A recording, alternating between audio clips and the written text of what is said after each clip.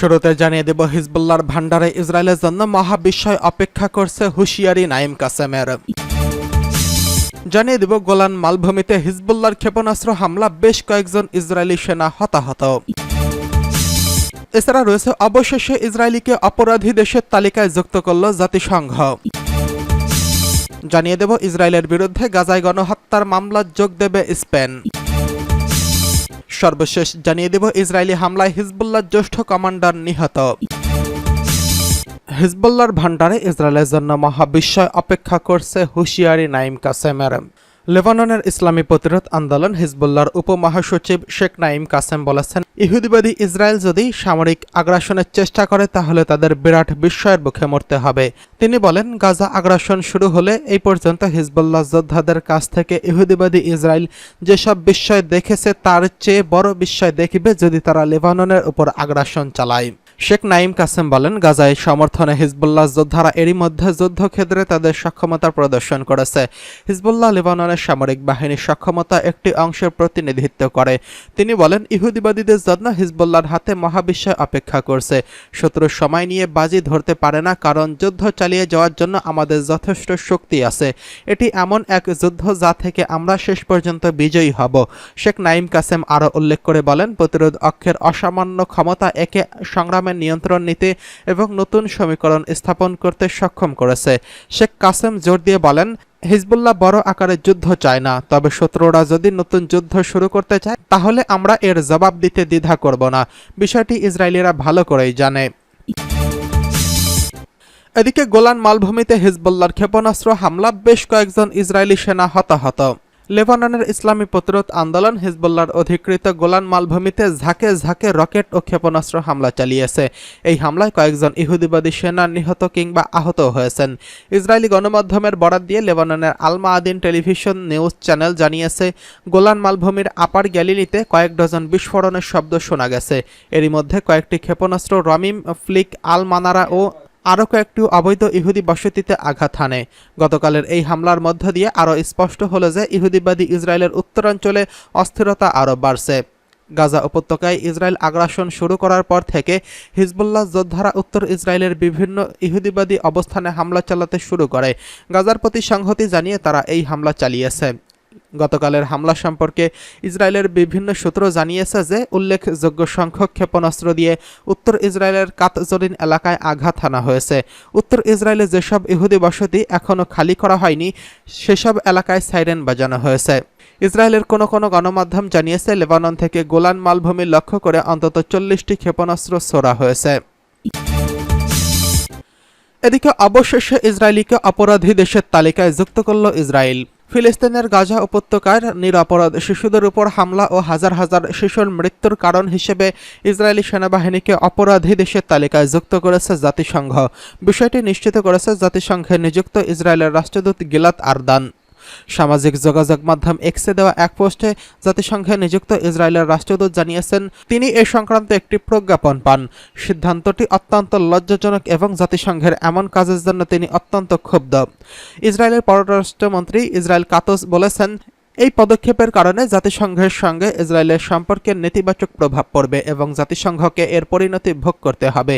এদিকে ইসরায়েলি প্রধানমন্ত্রী Benjamin Netanyahu বলেছেন, আমাদের সেনাবাহিনী বিশ্বের সবচেয়ে নৈতিক বাহিনী। তা সত্ত্বেও ইসরায়েলকে মূলত আমরা একমাত্র সিদ্ধান্তের তালিকায় ফেলা হয়েছে।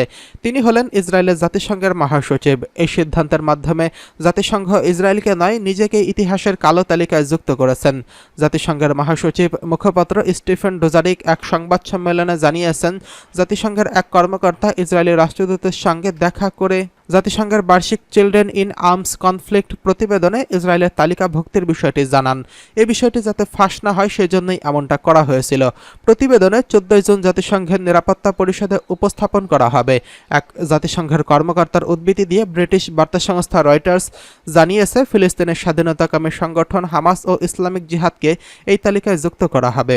ইসরায়েলের ন্যাশনাল কাউন্সিল ফর চাইল্ডের তথ্য অনুযায়ী গত বছরের 7 অক্টোবর ইসরায়েলে হামাসের হামলায় 38 শিশুসহ প্রায় 1200 জন নিহত হয়েছেন। এছাড়া 42 শিশুসহ 252 জনকে জিম্মি করে ধরে নিয়ে যায় হামাস। এদিকে গাজায় হামাস পরিচালিত স্বাস্থ্য মন্ত্রণালয় জানিয়েছে ইসরায়েলি আগ্রাসনে এখন পর্যন্ত 36,731 জন নিহত হয়েছেন।